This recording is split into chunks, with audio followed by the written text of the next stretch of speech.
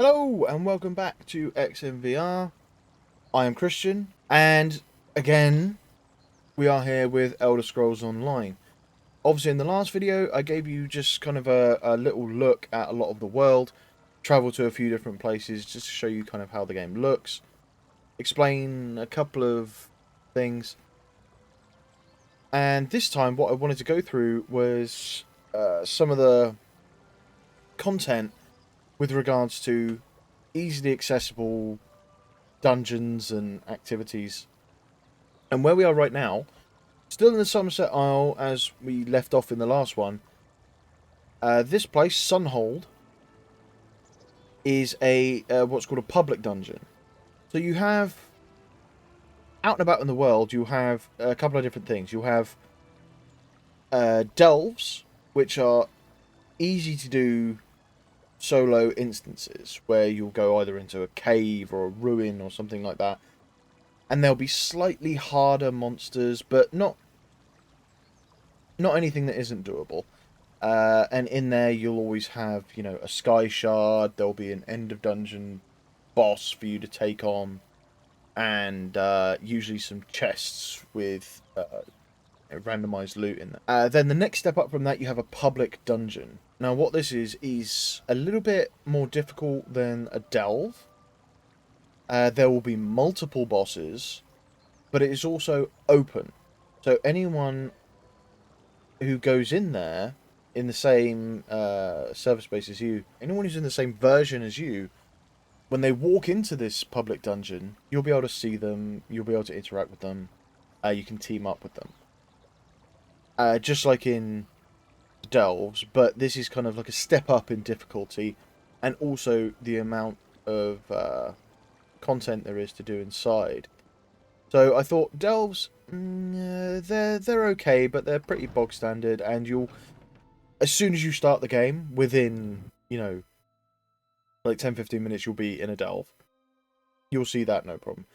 Public dungeons is usually a little bit longer before you encounter one of these, so I thought I'd just give you a little look. And they are, I mean, especially with Sunhold, I thought this would be a good first look at a public dungeon. This is a very well done dungeon. Although calling it a dungeon is kind of inaccurate, because it is a city.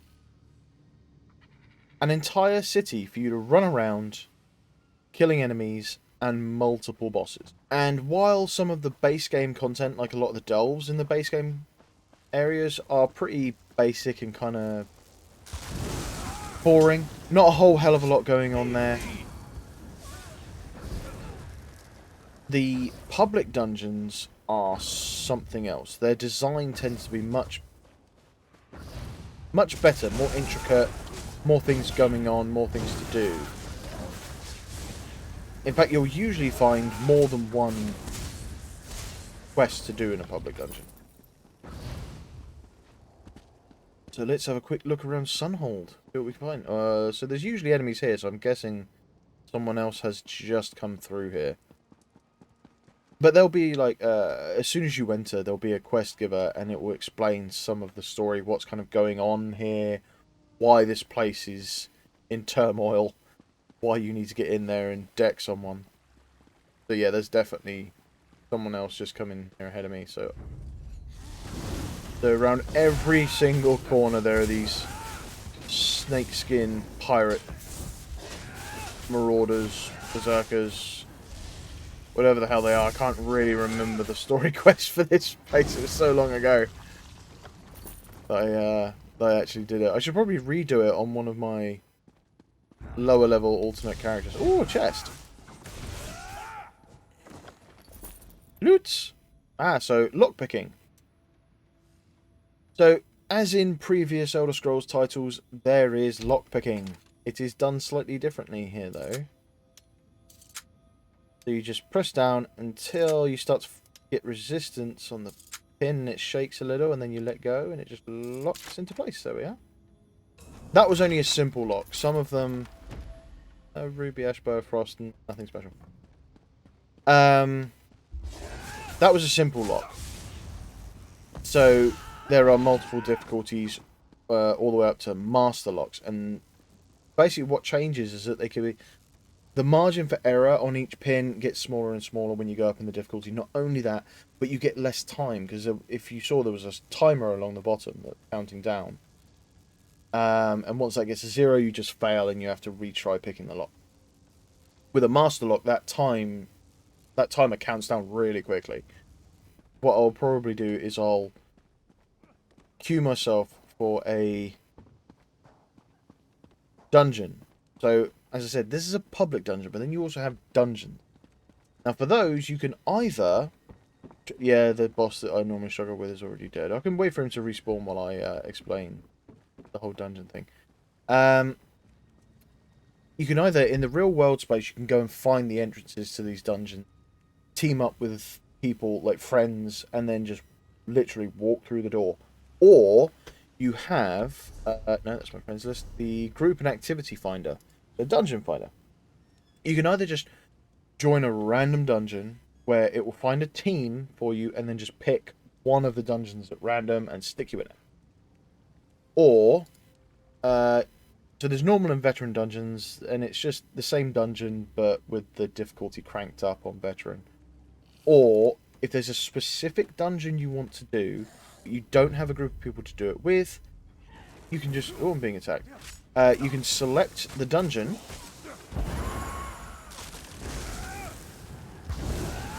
and it will put you together with a random group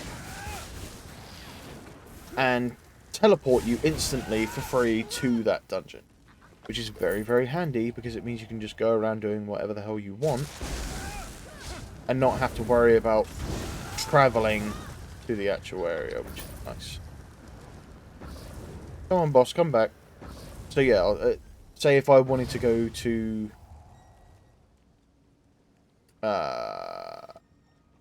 the cauldron, I would just select the cauldron and join the queue. Now, depending on your role, I tend to go as a healer because, as I showed in the last video, on my second weapon set is a restoration staff, and it's all healing and buffing skills. So I tend to find that gets me into groups a lot faster if I go in as a healer. And if I'm in with a high level group who don't really need a healer because they could probably solo the content, they're that good, I can just switch to my front bar and be another damage dealer, and we just get through it faster. But yeah, I think what I'll do is I want to show you a different public dungeon as well, not just this one. As I said, they tend to be quite varied in their design, which makes them really, really fun to play, especially the first time, and then after you first completed it. Public dungeons are also the best places for grinding experience and gold. So if you just want to sort of leisurely farm gold, go to a public dungeon. There's always loads of enemies to take out because their difficulty is slightly more than what you would find outside of the public dungeon. Their reward tends to be a little bit better in terms of what... Oh, he's back, he's back, he's back, he's back! Oh, I might actually eat some food for this. So different food and drink items will do different things. The one that I've just used is actually something you get for... you get it for free a lot as a login reward. It's called a Crown Fortifying Meal, and it increases all 3 of your base stats. So your health, your stamina, your magicka. Gives you a nice healthy boost to all 3. But you can get drinks, which will fortify either 1, 2, or all 3 recovery rates. So your recharge rate will go up. Or food that will increase 1, 2, or 3 of all base stats.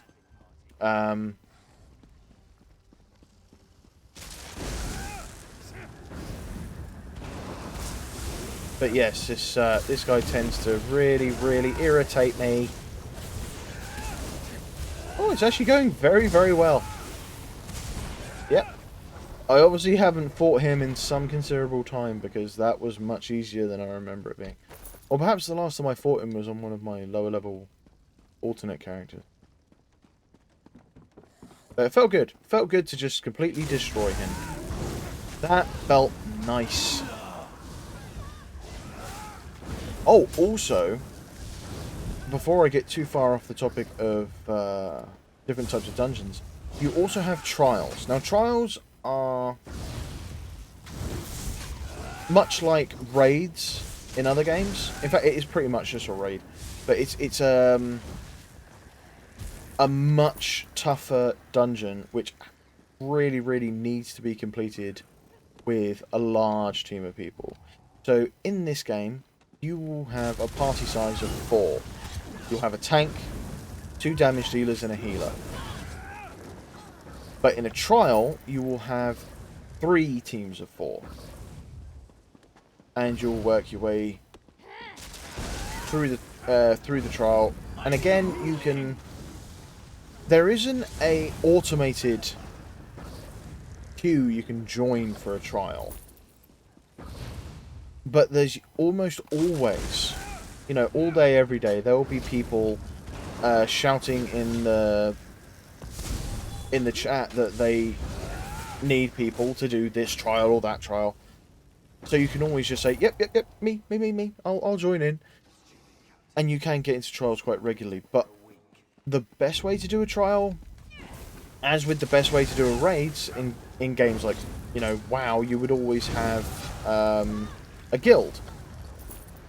And your guild would go and do the trial, and you get onto TeamSpeak or Discord. And that way you can properly coordinate, because in trials they can be quite unforgiving if you're not doing things the way they're supposed to be done. If you're not paying attention to the mechanics of the fights, then in all likelihood you're just going to keep getting taken out. So that was Sunhold. Not all of it, obviously. I only showed you really one of the bosses, but there are, I think, 4 or 5 bosses in Sunhold that you can go and poke with a stick. And throngs of enemies to flatten. And get loads of experience and loads of gold. Now, obviously, as you can see, I'm still accruing experience. I am not max level. In fact, this year, there was an update which took the maximum level from 810 to 3,600. So even those who were, up until about a month ago, max level, they are now not even halfway through. So really do not worry about starting this game, like being a latecomer to this game, because there are people, even who've been playing it for years, who have a long way to go. And the attitude of a lot of players is usually pretty good. I have only met maybe a dozen or so people in this game that I really did not like. You know, that had the real wrong attitude. The vast majority of the people in this game have been really friendly, really pleasant, and a lot of the time ready to help you out. You know, with most things. If you need advice, they're quite happy to talk you through it. If you need help running a certain dungeon, they'll put a group together and run it with you. If there's certain trial content you want to do, it will be, you know, put on the to-do list. The next time that we're running trials, oh, so-and-so wants to do this one, so is it alright with everyone if we run this trial? Because normally, what will happen is that you'll have a trial, certain trial days, where most people in the guild are quite happy to dedicate like 3 or 4 hours to playing these trials, and they'll do maybe one trial on a harder difficulty, or they'll do 2, sometimes 3 trials on the base difficulty. And, you know, whenever you ask, like, oh, is it okay if we do this? If enough people are happy to do it, no problem. They'll run that trial for you. I remember how the hell to get there now. So, okay, so this is elsewhere. And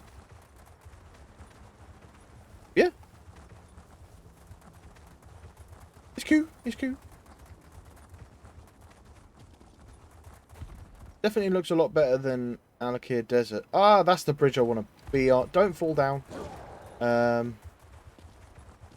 it looks a lot more interesting than the Alakir Desert. Not quite as pretty as Somerset Isle.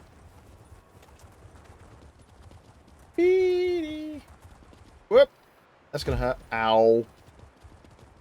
So yeah, here's Orcrest. Pretty ominous looking place, but once we get inside, you'll see why. So as you see, another city. I think the public dungeons that take places in cities, just by their very nature, you know, they do have the potential to be a lot more visually interesting. There's a lot more you can do. And we have a werewolf running around. As I told you before, my character is a vampire, but yes, you can also be a werewolf. And that's what they look like. But yeah, there's always a definite theme to these places, and there'll be a slightly different feel from one public dungeon to the next. Always very enjoyable though, and as I said before, when you first arrive here, there'll be a quest giver that will, you know, allow you to take part in a story quest that takes you through the entire dungeon, and you'll be rewarded with, you know, gold, experience, skill points.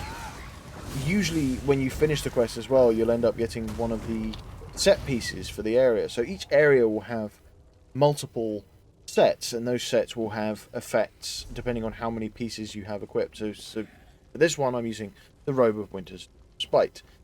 For wearing 2 pieces, it increases my Magicka recovery. For wearing 3 pieces, increases my max Magicka. Same again for 4. But then once I get to the full set of 5 pieces, you get another large effect. So you have, on this one, casting abilities that leave an effect on the ground will create a circle of healing frost for 10 seconds.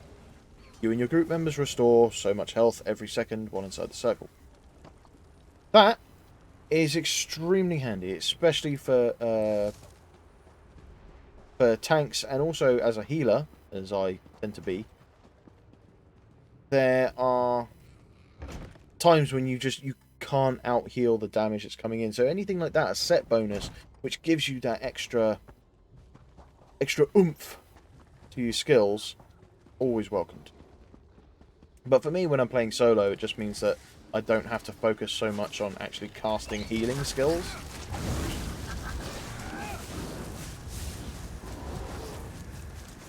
I can just do my thing and end up getting healed anyway. What I'd like to show you is some of the more difficult content. But seeing as this video is already getting a little bit long, I think I'll save that for the next episode. And I shall show you definitely some of the dungeon content, possibly something else. Because you have your normal dungeons, which you'll queue for. You have your veteran dungeons, which are just those normal dungeons with the difficulty cranked up. But then you also have the arenas. Now, the arenas are something slightly different, where there are group arenas where you can go in with a whole team of 4, but you can't take a trial group, you can't raid it.